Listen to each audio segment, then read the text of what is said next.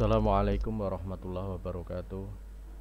Alhamdulillahirabbil alamin wassalatu wassalamu asrafil anbiya'i wal mursalin wa ala alihi washabihi ajmain amma ba'du. Puji dan syukur senantiasa kita panjatkan kehadirat Allah Subhanahu wa taala yang pada kesempatan siang hari ini alhamdulillah kita masih diberikan kesehatan oleh Allah. Terbukti kita bisa bertemu kembali dalam suasana yang baik insyaallah ya, meskipun dengan pembelajaran jarak jauh alhamdulillah kita masih bisa mengikutinya. Baik anak-anakku kelas 10 yang insyaallah dirahmati Allah Subhanahu wa taala, seperti kita ketahui bersama bahwasanya saat ini di Kabupaten Sukoharjo sedang dilaksanakan PKKM, pembatasan kegiatan masyarakat ya, yang mana berdampak pada proses pembelajaran yang kalian ikuti ya. Beberapa minggu yang lalu sebelum liburan kalian bisa pembelajaran secara tatap muka offline, tetapi setelah diberlakukannya PKKM di Kabupaten Sukoharjo akhirnya mengharuskan kalian untuk belajar di rumah ya, belajar di rumah. Di sini tetap akan Pak Eko pandu agar kalian di dalam belajar kalian bisa maksimal ya. Baik, memulai pembelajaran online kita pada kesempatan siang hari ini, kita akan membicarakan di modul yang ketiga ya, Bahasa Indonesia modul yang ketiga, yang diberi judul di situ adalah keteladanan sang tokoh. Ya, keteladanan sang tokoh modul 3. Apa yang perlu kita bicarakan nanti coba kalian lihat di daftar isi. Nah, ada di dalam modul 3 ini ada 2 unit, 2 pokok pembahasan yang akan kita bicarakan ya. Yang akan kita bicarakan ada 2 pembahasan. Yang pertama adalah menilai dan mengungkapkan keteladanan tokoh dalam teks biografi. Kemudian unit yang kedua adalah menganalisis dan menceritakan kembali isi teks biografi. Nah, pada kesempatan pagi hari ini nanti minimal kita bisa membicarakan pokok pembahasan yang pertama, unit yang pertama, yaitu menilai dan mengungkapkan keteladanan tokoh dalam teks biografi dengan materi-materi pokok ya. Bisa kalian lihat di layar HP kalian, atau kalian kalau buka buku silahkan. Tentunya belum ada ya buku untuk buku modul pegangan kelas 10 belum ada. Nah, melalui unit 3.1 menilai dan mengungkapkan keteladanan tokoh dalam teks biografi, materi utamanya seperti ini. Nanti diawali dengan kalian membaca teks biografi tokoh ya. Kemudian menentukan keteladanan dan keistimewaan dan permasalahan dalam teks biografi. Kemudian menilai keteladanan, keistimewaan dan permasalahan dalam teks biografi, mengungkapkan isi pokok informasi dan lain sebagainya, menyusun kembali teks biografi. Kemudian ditutup dengan penugasan dan latihan soal. Jadi materi utama pada modul yang ketiga ada ini ya, unit 3.1 dan unit 3.2. Ini terkait dengan kemampuan kognitif kalian, ini terkait dengan psikomotor. Coba kita lihat satu persatu.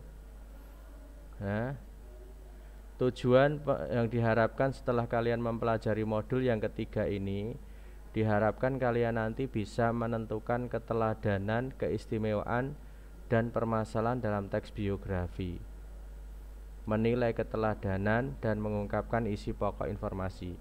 Minimal 3 ini yang nanti akan kita capai tujuan tersebut. Dengan terlebih dahulu Pak Eka menyampaikan materi-materi yang terkait dengan modul yang ketiga ini. Baik, kita lihat menilai dan mengungkapkan keteladanan tokoh dalam biografi. Nah, coba kalian perhatikan Pada unit 1 ini Anda akan belajar menilai dan mengungkapkan keteladanan tokoh dalam teks biografi. Namun sebelum kalian harus menentukan keteladanan, keistimewaan dan permasalahan dalam teks biografi tokoh, setelah itu barulah kalian bisa menilai keteladanan tersebut. Kemudian di situ muncul pertanyaan, apakah Anda tahu apa yang dimaksud dengan teks biografi? Nah, jadi bagi kalian yang belum mengetahui apa itu teks biografi, ya, di situ disampaikan bahwasanya teks biografi merupakan teks yang berisi riwayat hidup seseorang yang dianggap tokoh di dalam masyarakat. Jadi teks biografi itu teks yang berisi riwayat hidup seseorang yang dianggap tokoh di dalam masyarakat. Tentang kelahirannya, tentang pendidikannya, tentang karirnya, keteladanan, keistimewaan, bahkan tentang permasalahan-permasalahan yang dihadapi sang tokoh dalam hidupnya dan karya-karya yang sudah dipublikasikan. Jadi melalui pengertian ini jelas bahwa yang namanya seseorang yang ditulis ke dalam biografi itu, kalau kita melihat kriteria-kriterianya itu tidaklah mudah. Ya. Seseorang itu harus dianggap tokoh di dalam masyarakat. Bukan orang-orang biasa, dia memiliki keteladanan, dia memiliki keistimewaan. Jadi tidaklah mudah ketika seseorang itu ditulis ke dalam buku biografi. Jadi intinya buku biografi sebuah buku yang berisi riwayat hidup seseorang. Tentunya seseorang ini adalah orang-orang yang memiliki kriteria-kriteria khusus. Tidak hanya orang-orang biasa, mohon maaf seperti kita ini kemudian dijadikan biografi. Harus memiliki keteladanan, harus memiliki keistimewaan. Itu adalah orang yang pantas untuk ditulis di dalam biografi. Nah, pada unit ini kalian akan menentukan dan menilai tentang keteladanan, keistimewaan dan permasalahan dalam teks biografi yang dibaca atau didengar, serta menyusun kembali hal-hal tersebut ke dalam bentuk teks biografi dengan menggunakan bahasa sendiri. Untuk itu coba kalian bisa membaca ini dulu, biografi Jenderal Sudirman ini ya. Pak Eko bacakan, tidak masalah. Biografi Jenderal Sudirman. Jenderal Sudirman merupakan pahlawan nasional yang sangat terkenal dengan teknik bergerilya untuk melawan penjajah. Biografi Jenderal Sudirman pernah ditulis dalam sebuah buku yang berjudul Guru Bangsa. Sebuah biografi Jenderal Sudirman yang ditulis oleh Sardiman pada tahun 2008. Beliau, artinya Jenderal Sudirman ini, dilahirkan di Bodas Karangjati, Purbalingga, Jawa Tengah pada hari Senin 24 Januari 1916. Beliau memiliki nama lengkap Raden Sudirman, namun lebih dikenal dengan nama Jenderal Sudirman. Kedua orang tuanya berasal dari keluarga sederhana. Ayahnya bernama Karsid Kartowiroji dan ibunya Siem. Sejak kecil Jenderal Sudirman dirawat oleh Raden Cokro Sunaryo dan istrinya bernama Teori Dowati yang merupakan sebuah keluarga priai.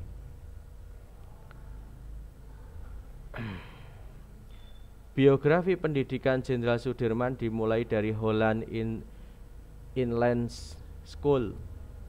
Namun ketika tahun kelima, Jenderal Sudirman berhenti dari sekolahnya dan kemudian melanjutkan sekolahnya di Yogyakarta di Sekolah Taman Siswa. Setelah itu Jenderal Sudirman melanjutkan sekolah menengah Wirotomo. Jenderal Sudirman juga berbakat dalam berbagai ilmu pelajaran dan ia juga memperdalam ilmu agama.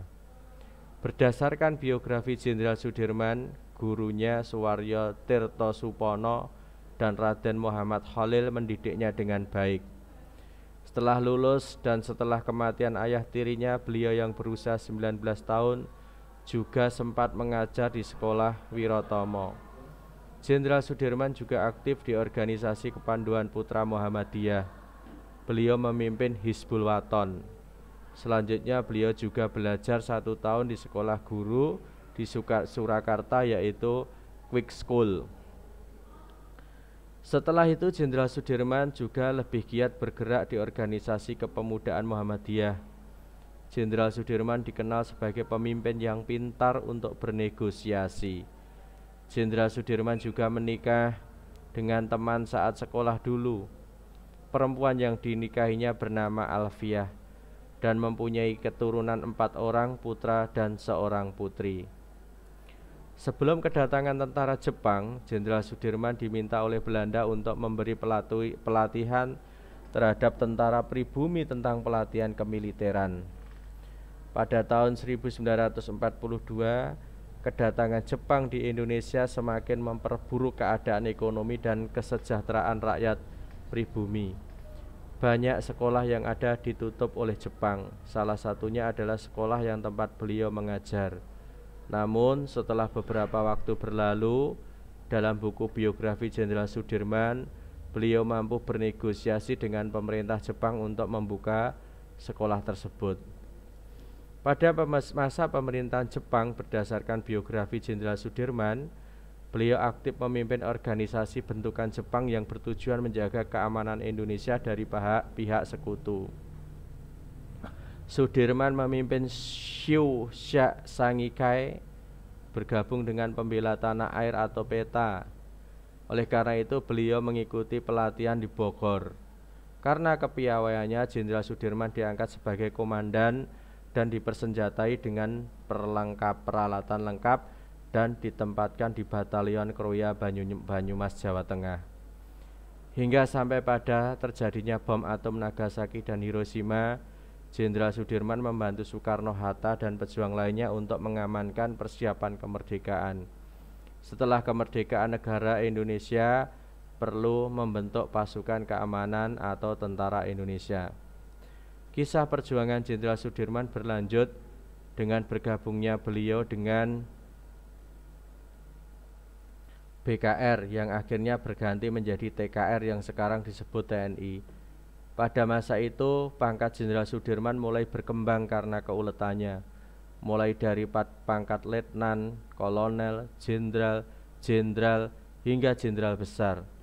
Selain itu, Jenderal Sudirman juga berperan secara langsung dalam Perang Ambarawa, dalam mempertahankan dan mengusir tentara sekutu yang diboncengi Nika. Setelah menyusun perjanjian Linggarjati dan melawan Belanda dalam agresi militer ke-1 dan ke-2, setahun kemudian Jenderal Sudirman meninggal karena penyakit TBC yang beliau rasakan bertahun-tahun lamanya. Demikianlah biografi Jenderal Sudirman yang penuh dedikasi untuk berjuang mempertahankan kemerdekaan Republik Indonesia dari zaman kependudukan Belanda sampai berjuang melawan Belanda dalam agresi militer 1 dan ke-2. Semoga tumbuh 1000 semangat Jenderal Sudirman yang lainnya untuk mempertahankan NKRI tercinta ini. Nah itu Mas ya, Mbak, sekilas tentang biografi seseorang. Ya, kalau kita mengomentari untuk sosok atau tokoh seorang Jenderal Sudirman itu memang layak untuk ditulis ke dalam buku biografi. Karena kalau kita lihat ya, di tengah-tengah masyarakat kita, siapa sih yang tidak kenal yang namanya Jenderal Sudirman? Bahkan di berbagai kota, di berbagai wilayah, ya, Jenderal Sudirman itu digunakan sebagai nama jalan protokol. Ya, kalau di Sukoharjo mana jalan Jenderal Sudirman itu mana? Jalan protokol. Antara Proliman sampai ke utara itu namanya Jalan Jenderal Sudirman. Di wilayah manapun Jalan Jenderal Sudirman itu insya Allah ada. Ya, jadi sosok seorang tokoh Jenderal Sudirman itu memang pas atau lazim untuk dimuat di dalam biografi.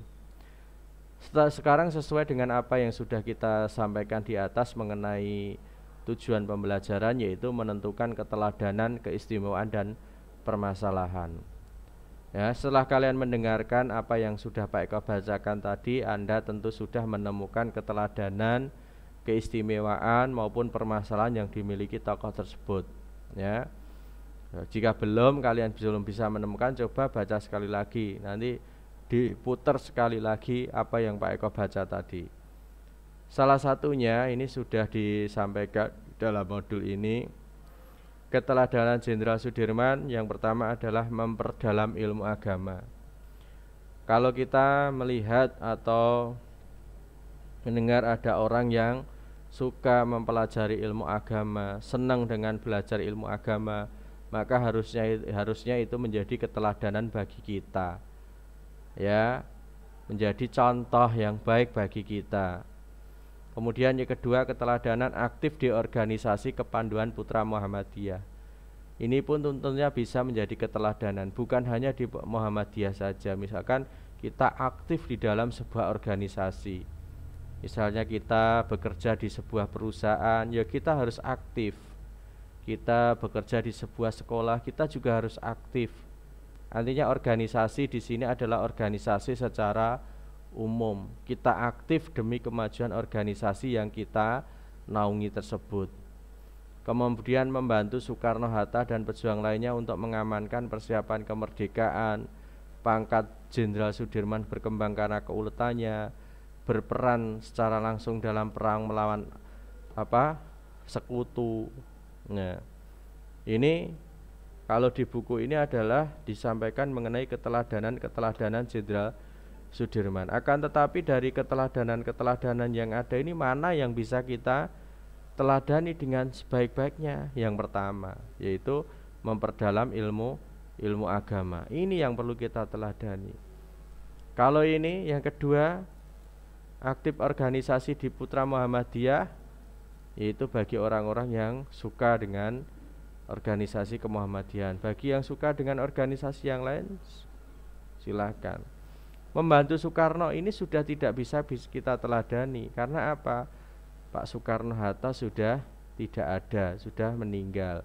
Maka bagaimana kita bisa membantu Soekarno-Hatta secara khusus seperti itu? Tapi secara umum Soekarno-Hatta pada waktu itu menjadi seorang pemimpin dan pejuang. Maka implementasinya dalam kehidupan saat ini, kita harus bisa meneladani Jenderal Sudirman, yaitu beliau senang membantu pemimpinnya. Maka kita pun juga harus meneladani Jenderal Sudirman dalam kaitannya dengan itu. Sebagai seorang anak buah misalkan, sebagai seorang karyawan misalkan, atau pokoknya kita di bawah seorang pemimpin, maka harusnya kita itu dengan sukarela, dengan penuh keikhlasan, mencurahkan pikiran tenaga kita untuk keberlangsungan organisasi tersebut dengan cara memberikan bantuan kepada pemimpin kita. Entah itu bantuan dalam bentuk pemikiran, tenaga, dan lain sebagainya. Jadi jangan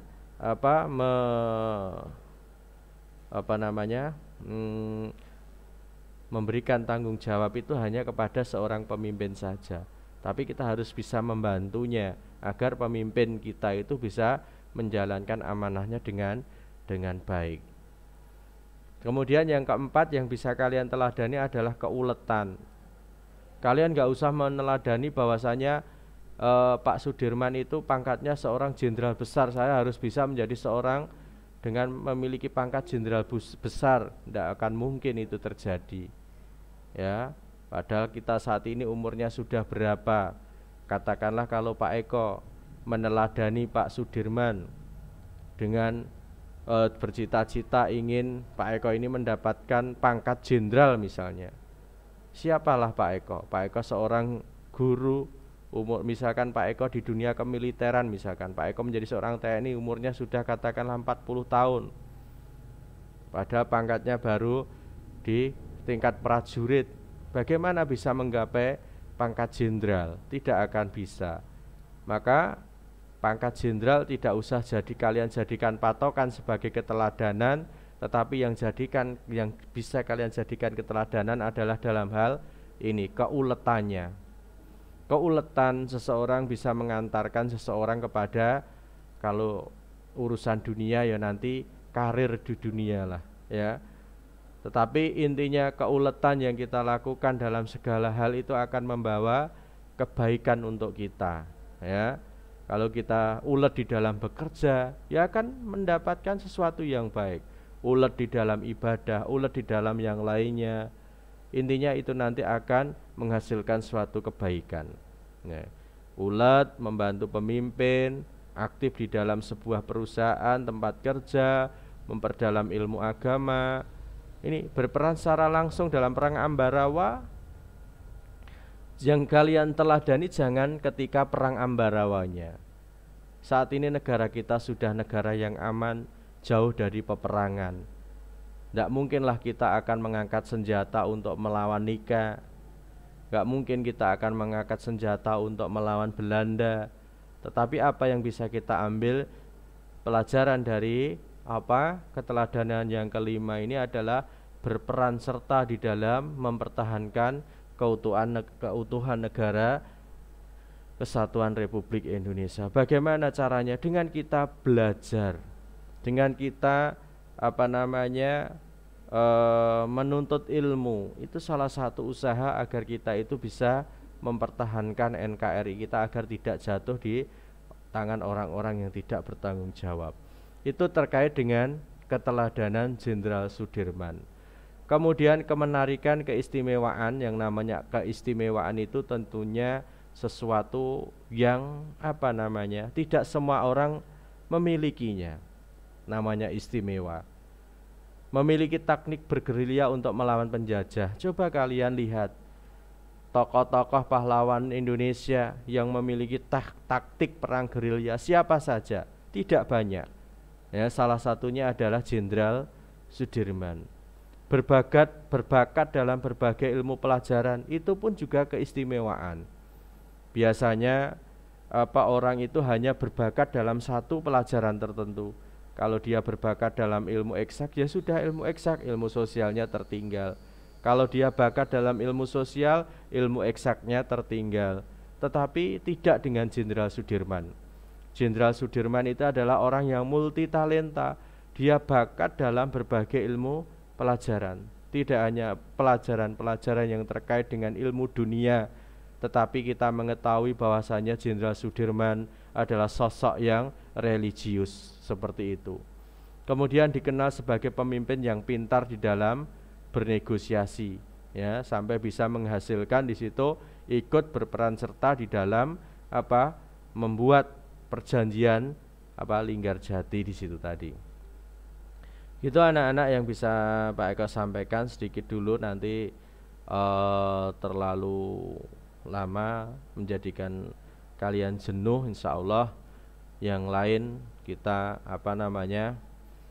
materi yang lain masih terkait dengan modul yang ketiga ini akan kita sampaikan pada pertemuan-pertemuan yang lainnya. Untuk itu silahkan kalian